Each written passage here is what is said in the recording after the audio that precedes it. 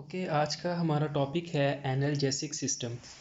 Analgesic system is a natural system in our body जो कि हमारी पेन सेंसेशंस को एलिवेट करता है, उन्हें कम करता है।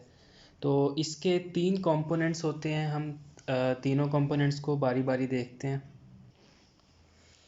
ओके, ये हमारे पास this is the medulla oblongata, this is pons, और फिर ये हम higher centre of the brains की तरफ जा रहे हैं। उसके बाद ये स्पाइनल कॉर्ड। तो this is the cerebral aqueduct और उसके आसपास पेरी एक्वीडक्टल ग्रे मैटर। तो इसे हम बोलेंगे this is the periaqueductal grey matter, and इधर होता है periventricular grey matter. Okay, this is the periaqueductal grey matter and this is periventricular grey matter. और उसके बाद पोन्स के लोअर हाफ में देर इज़ अ न्यूक्लियस जिसे हम बोलते हैं raphe magnus. Okay, nucleus raphe magnus. और ये हमारे पास है स्पाइनल कॉर्ड। ओके, नॉर्मली क्या होता है कि डोर्सल जो है डोर्सल रूट गैंग्लियन, उधर से इम्पल्स आएगी, पेन सेंसेशंस कैरी करेगी, इधर साइनेप्स होगा फर्स्ट ऑर्डर न्यूरॉन का, उसके बाद क्रॉस ओवर और फिर pain sensation towards the higher centre of brain upward चली जाएंगी। तो नॉर्मली ये होता है।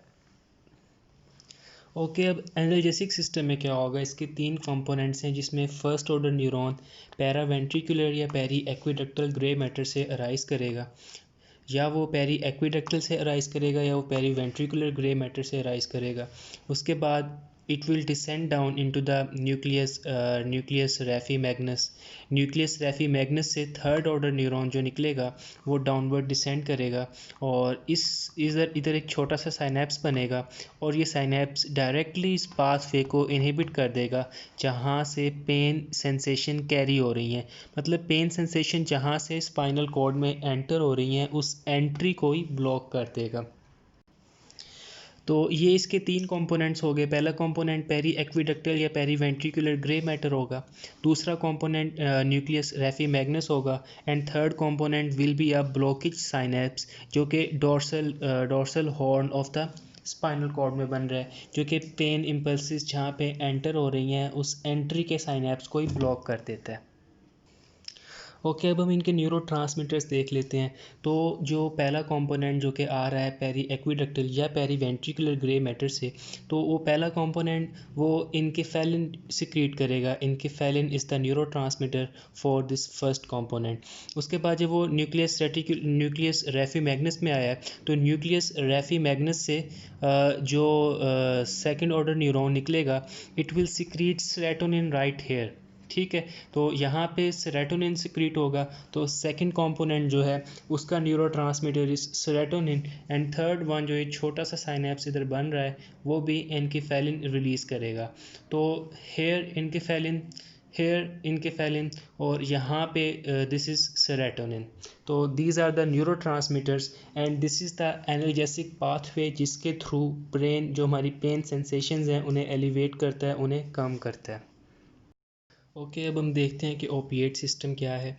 बेसिकली क्या हुआ कि इनिशियल डेज़ में अबाउट 45 ईयर्स अगो क्या था कि जब भी हम मॉर्फिन का इंजेक्शन किसी पेशेंट को इंजेक्ट करते थे, तो मतलब किसी भी वो एनाल्जेसिक पाथवे है उसके किसी भी कंपोनेंट पे, या वो पैरावेंट्रिकुलर या पेरी एक्विडक्टल ग्रे मैटर या पोन्स के लोअर पार्ट में, या इवन जो dorsal horn of spinal cord है उधर, उनमें से किसी भी लोकेशन पे जब हम मॉर्फिन इंजेक्ट करते तो जो पेन सेंसेशन थी वो काफ़ी एलिवेट हो जाती। तो उससे साइंटिस्ट ने क्या डिड्यूस किया कि उन जगह पर मॉर्फिन के रिसेप्टर्स प्रेजेंट हैं, इसी वजह से जब हम मॉर्फिन इंजेक्ट करते हैं तो पेन की सेंसेशन बहुत कम हो जाती है और पेशेंट को रिलीफ मिलता है।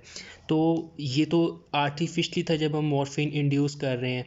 तो इसका मतलब ये है कि जो बॉडी जब पेन एलिवेट करती है खुद से, तो मतलब वो खुद कोई नेचुरल ओपिएट्स प्रोड्यूस करती है। तो this was the initial deduction, and now we know कि जितने भी ओपिएट्स हैं, नेचुरल ओपिएट्स जो बॉडी प्रोड्यूस कर रही है, वो तीन जो प्रो कंपोनेंट्स हैं उनके, या वो डिग्रेडेड प्रोडक्ट्स हैं, या वो इनकी मॉडिफिकेशन से बनते हैं, तो उनमें सबसे पहले proopiomelanocortin, then prodynorphin and prodynorphin and proenkephalin, ये तीन मेन कंपोनेंट्स हैं, या इनकी ब्रेकडाउन से या इनकी मॉडिफिकेशन से जो बाकी नेचुरल ओपिएट्स हैं बॉडी के वो बनते हैं. So that's all.